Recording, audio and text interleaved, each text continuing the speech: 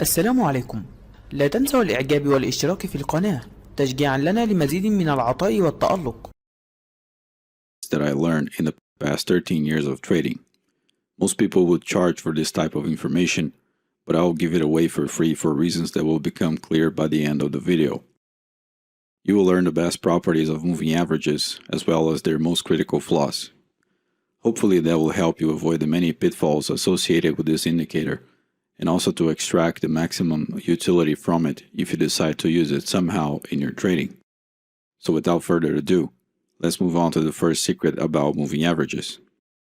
Secret number 1, the lag noise trade-off. If you ever traded using moving averages, you must have noticed that some moving averages respond quickly to price changes, and others are slow and take a while to respond when price changes direction. This is of course related to the MA period. The smaller the period, the quicker the moving average responds to changes in price action. By the same token, the larger the period, the slower the moving average response is, meaning that the larger the period, the more lag a moving average has. Another property to notice is that the shorter the MA period, the noisier it is, and the larger the MA period, the smoother it is. These pieces of information form the lag noise trade-off in moving averages. Whenever you decrease the MA period, you get a faster MA, but you also get a noisier MA. Depending on what type of moving average strategy you use, a noisy MA can generate too many false signals. Whenever you increase the MA period, you get a smoother MA, but you also get a lot more lag. The lag noise trade-off is this property that whenever you decrease the noise in a moving average, you increase its lag. One of the problems with this is that if you want to trade moving averages by following their direction, you need an MA that has low lag and low noise at the same time. However, due to the lag noise trade-off, you have to choose if you want low lag or low noise. Both simultaneously is a difficult thing to accomplish. The lag noise trade-off means that it's very difficult to trade moving averages by simply following their direction. If you use a fast moving average, it will respond quickly to price changes, but it will also be noisy, which will create several false signals. If you use a slow moving average, it will be a lot smoother, but it will also have a lot more lag, which will make it impossible to catch reversals in their beginning stages. It's easy to grasp the lag noise trade-off by simply looking at a chart that has a fast and a slow moving average. In this chart, the black line is a 5-period simple moving average, and the red line is a 50-period simple moving average. We can clearly see here that the black line is much noisier and faster, while the red line is much smoother and lagging.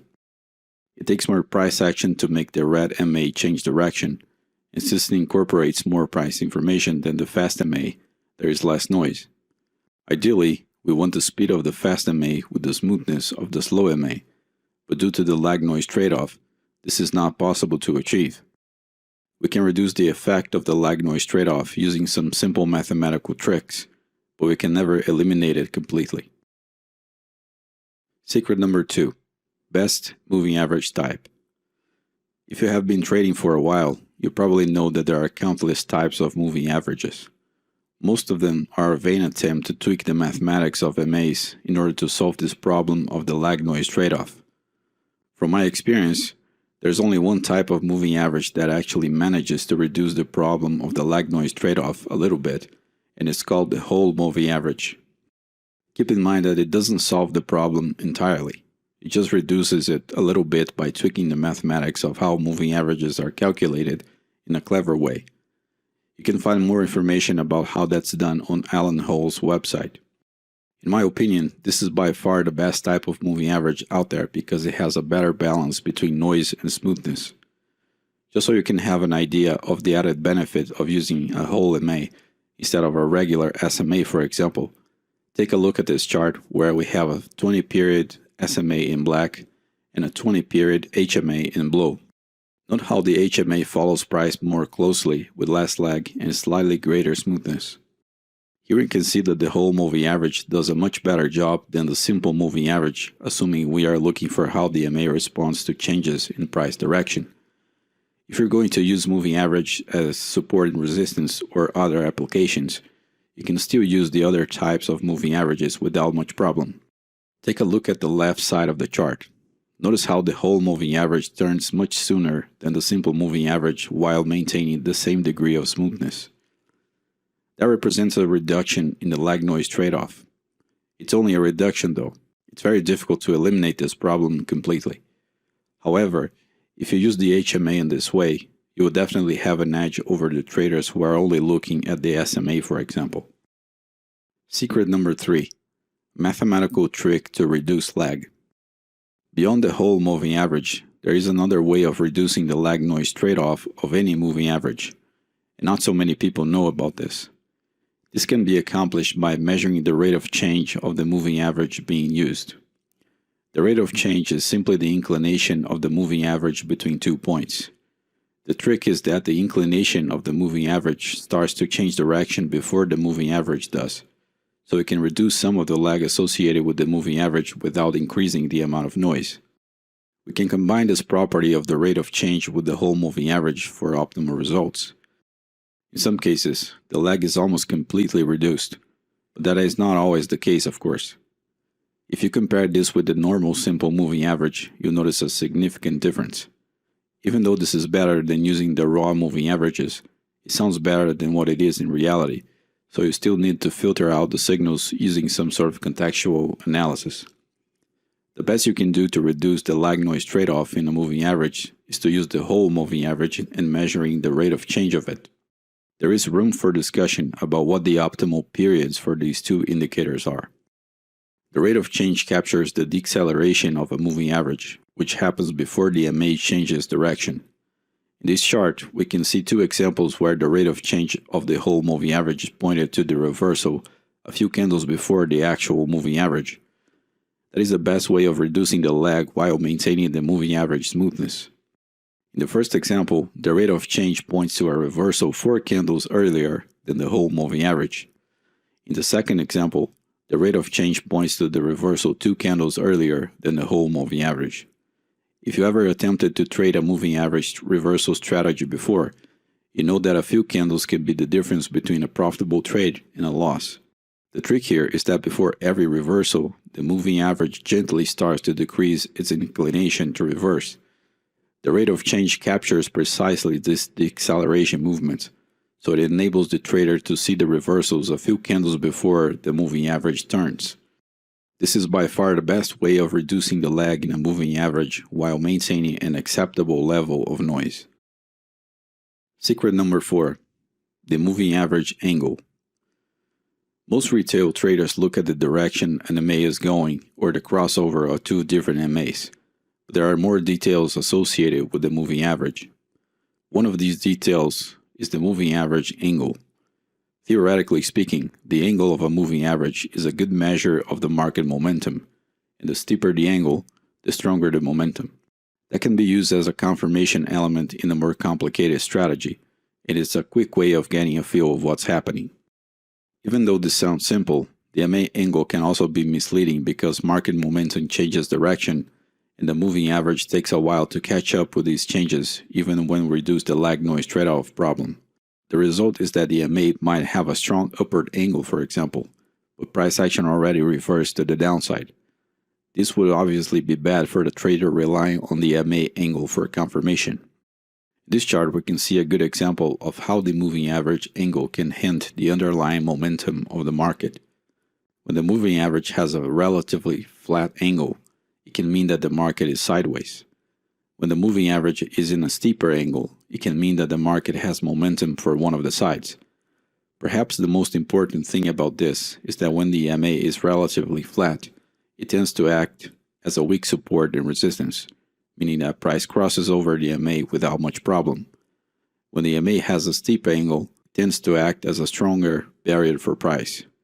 This is of course not always the case, but it can work as a general guideline. Secret number 5. Moving average as dynamic support and resistance. Moving averages can also be used as a type of dynamic support and resistance. The advantage in doing that is that there is no lag noise trade-off to deal with. Moving averages can act as barriers for price action in the same way that standard support and resistance lines do. This idea represents some different possibilities and also a few problems. The moving averages that will represent stronger barriers are the moving averages that are most commonly used, simply because more people will observe this effect in real time. MAs with 10, 20, and 50 periods are perhaps the most common. That doesn't mean that other MAs with different types and periods will not have the same effect. In fact, they will show a similar effect because for any period in any MA type, there will be groups of traders reacting to them as if they were support and resistance lines. In this chart, we can see a 20 period simple moving average working as a support inside the green box. Notice how the lower tails of those candlesticks touch the moving average. After that, price starts to go up in the same way it would if it had encountered a solid horizontal support line. In the second chart, I plotted an unusual moving averages just so you can see that this dynamic support and resistance property holds with any moving average period. This is a 47 period simple moving average, which is not exactly a popular period for an MA. In the green boxes, we can see how price respected the moving average as support or resistance. In the orange box, we can see price switching the moving average from resistance to support. Secret number 6. Moving averages and volatility. We can get a sense of volatility in a price chart by observing a specific aspect of moving averages. When moving averages with different periods cluster together, it usually means that price is displaying low volatility, and there is a good chance that volatility will start to expand in the near future since it's a cyclical component of price. When several moving averages of different periods pass through one single candlestick, an expansion of volatility usually happens afterwards. In this chart, there are 3 simple moving averages of 10, 20, and 30 periods respectively. These are just arbitrary numbers. Many other combination of periods would work in the exact same way. There are a couple of things to notice in here. When moving averages are clustered together to the point where we cannot tell which one is which, it means that the market is displaying low volatility. And since volatility is a cyclical component, we can expect it to expand in the near future. The other detail is that when moving averages are clustered together like that, they will often pass through one candle like it's highlighted in the red arrows. After the second arrow, volatility starts to expand significantly, and the moving averages start to open again to the point where we can clearly define each one, which is a sign of high volatility. Keep in mind that volatility is much more complex than what I'm suggesting here. This is just a superficial aspect of detecting the changes in volatility using moving averages. Secret number 7. The optimal MA crossover periods. The crossover between 2 moving averages is a common strategy among retail traders, but there are some issues with this approach that many traders are not aware of. The main problem with these strategies is that they assume different market conditions can be traded using the same moving average periods, and that's incorrect. The optimal moving average periods for a trending market are different than the optimal periods for a sideways market. The issue is that a trader never knows what the next market condition will be. The optimal MA periods depend on the size of price vectors, but the size of price vectors vary in an unpredictable way. The trader can only speculate about the future market condition. There are actually easier ways to trade than to guess the optimal moving average periods for any given market condition. If we take a careful look at the price chart, we'll notice that there are price movements of different magnitudes. In my methodology, I call these different sets of movements the major and minor flows of the market. There are specific combinations of moving average that will fit the major flow and specific combinations that will fit the minor flow. There is nothing wrong with the moving average crossover strategy per se. The problem is that the trader never knows the optimal MA periods for the current and future market scenarios, and that renders this strategy obsolete in a way. There is nothing better than a visual example to understand this problem. In this chart, we can observe the crossovers of a 10 period and a 20 period moving averages. In the red box, the market was going sideways, and the crossover strategy was generating terrible buy and sell signals. In the green box, however, the crossover signals were pretty good because the market was trending. The bottom line here is that the trader never truly knows when a sideways market will turn into a trending market and vice versa. We can try to change the moving average periods to make it work in a sideways market, like in this next chart. Here I changed the moving average periods to 5 and 10 instead of 10 and 20. Notice that the crossovers in the sideways mark work a little better, but we also get some false signals in the training part of the chart. This proves that crossover strategies are trickier than a trader might expect. It's not just about observing the crossovers because that's extremely easy. It's about knowing the next market scenario in advance, and that's really hard to do. As it turns out, the simplicity of observing moving average crossovers is actually a difficult strategy to implement because of this problem. Secret number 8. Candles crossing a moving average. Another popular strategy is to observe when candlesticks cross a moving average. The theory is that when price crosses a moving average to the upside, there is upward market momentum, and when price crosses a moving average to the downside, there is downward market momentum. This is an incredibly simple idea, but once again, we have to pay close attention to several nuances that surround the concept. The MA period and the MA type dramatically affect the result of this type of strategy. Another less obvious problem is that price volatility will also dramatically impact the results. When price gently crosses over the moving averages with low volatility, we tend to have better signals. But when price explodes with volatility, the signals tend to be nastier. The problem with these small volatility explosions is that they will force you to buy when you should be selling and sell when you should be buying. And that's precisely the type of thing that will erode the profits you could have made with the smoother signals. Another potential problematic situation is the market scenario. This sort of thing tends to work less effectively in sideways markets, and it works much better in trending markets. Let's observe an example of that in the chart. In this chart, we can see low volatility transitions in a trending market scenario. Notice how this idea of price action crossing above and below a simple moving average works almost perfectly. Just by looking at a chart like this, you could be tempted to apply this strategy. In the second chart, we have a high volatility sideways market. Notice how the buy and sell signals become extremely unreliable. Once again, the problem is that it's too difficult to anticipate the next type of market scenario. Not only that, it's also pretty difficult to anticipate when the next market scenario is going to start and for how long it's going to last. In summary, price action crossing over moving averages can be part of a valid strategy if you pay attention to the smoothness of the buy and sell signals, the level of market volatility, and the type of market scenario in question.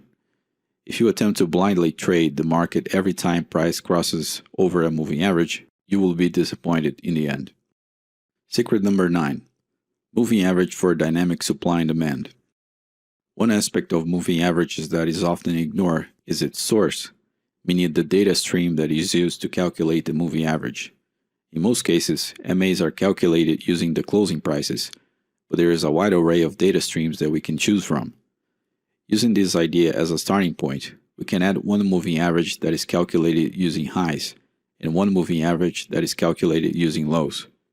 The result is that instead of having just one moving average based on closing prices, now we have some sort of band that captures the average of highs and lows. In this chart, we can see an example of that. By tweaking both MA periods for larger values, we can observe that this dynamic channel formed by two moving averages can act as some sort of dynamic supply and demand zone. Once again, the problem of choosing an arbitrary period for the moving averages remains the same. We can never know the optimal periods for each market scenario, and that means we must choose the MA periods arbitrarily. That also means that this property of moving averages will work well in some situations, but it won't work at all in others. In this chart, you can see two moving averages of the same period, but with different sources. One of them has the last 100 highs as the source, and the other has the last 100 lows as the source. The two moving averages combined form a dynamic band that can work as a supply and demand zone in certain situations, like we can observe in the green boxes. Secret number 10. Moving average fan for dynamic support and resistance. Not tweaking the source of calculation of moving averages to find dynamic supply and demand zones, we can also play with different moving average periods to create what's called a moving average fan. This simply consists in plotting several MAs with equally spaced periods on the chart. This highlights another property of moving averages working collectively. When the various MAs have a steep angle and are also aligned, they can act as a stronger barrier for price action. However, when the MAs are intertwined, they tend to act as poor barriers. This type of moving average setting is completely useless in sideways markets. There is only something to be extracted out of such configuration when the market is indeed trending strongly. Here we encounter the same problem of not knowing the next market scenario, so we can only really speculate about the optimal MA periods and spacing without any real solid ground to do so. One disadvantage in doing this is that the chart tends to become cluttered and more confusing than what it needs to be. It seems to be a good signal when the trend is really strong though. Secret number 11. The offset fan. The offset fan is an extension of two previous secrets we talked about. Just like we can create a fan of moving average with same offset and equally spaced periods, we can create a fan of moving averages with the same period but with equally spaced offsets.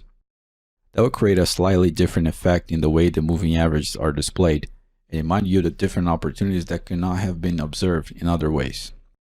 In this chart there are several 20-period simple moving averages, but each one has a different offset.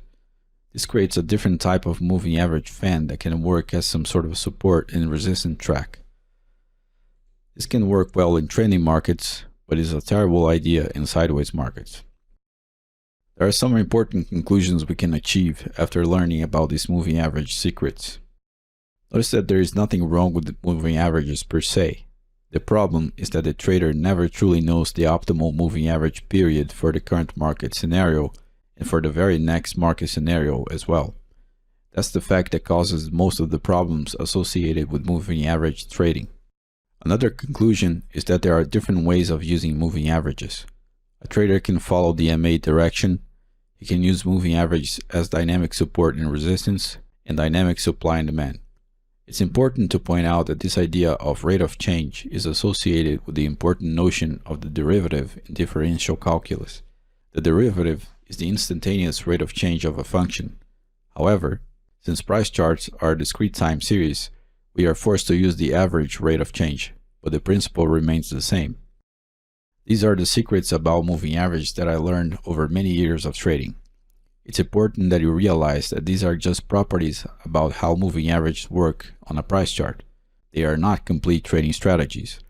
A complete trading strategy requires much more than simple mathematical tricks.